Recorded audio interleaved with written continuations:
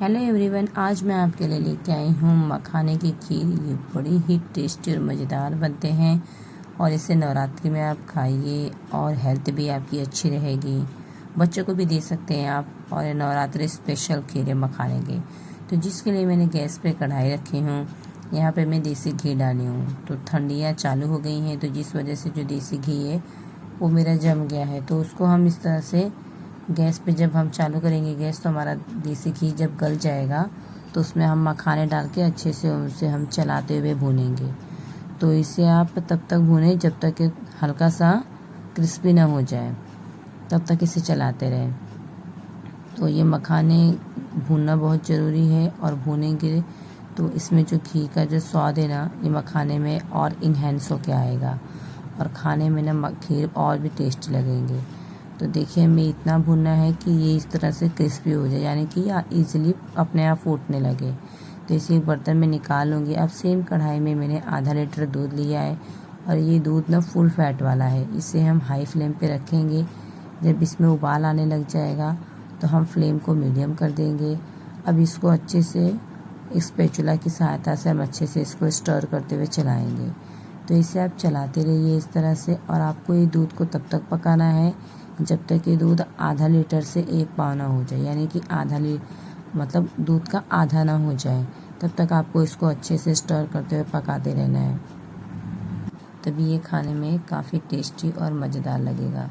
तो देखिए, वापस इसे हम चलाते हैं। इसे हम चलाते चलाते लगभग 10 मिनट हो चुका है, और जो ये दूध है हमारा काफ़ी देखिए कम भी हो चुका है। पहले हमारा दूध कहाँ तक था और कभी कहाँ तक हो गया है। अब हम इसमें अपने अकॉर्डिंग मीठा ऐड कर लेंगे। तो यहाँ पे मैंने पिसी हुई शक्कर रखी थी, यहाँ पे मैं 5 चम्मच शक्कर डालूँगी। तो आप खड़ी शक्कर भी डाल सकते हैं, लेकिन मैं पिसी हुई शक्कर है मेरे पास, तो मैंने डाल दिया। और आप अपने अनुसार कम ज़्यादा मीठा कर सकते हैं, या तो मीठे की क्वांटिटी बढ़ा सकते हैं या घटा सकते हैं। तो यहाँ पे मैंने 5 टेबल स्पून शक्कर डाली, उसको अच्छे से चला लूँगी। फिर उसको थोड़ा सा बॉयल आ जाएगा तो ये मैंने मखाने, बादाम और काजू और इलायची मैंने अच्छे से पीस लिया था।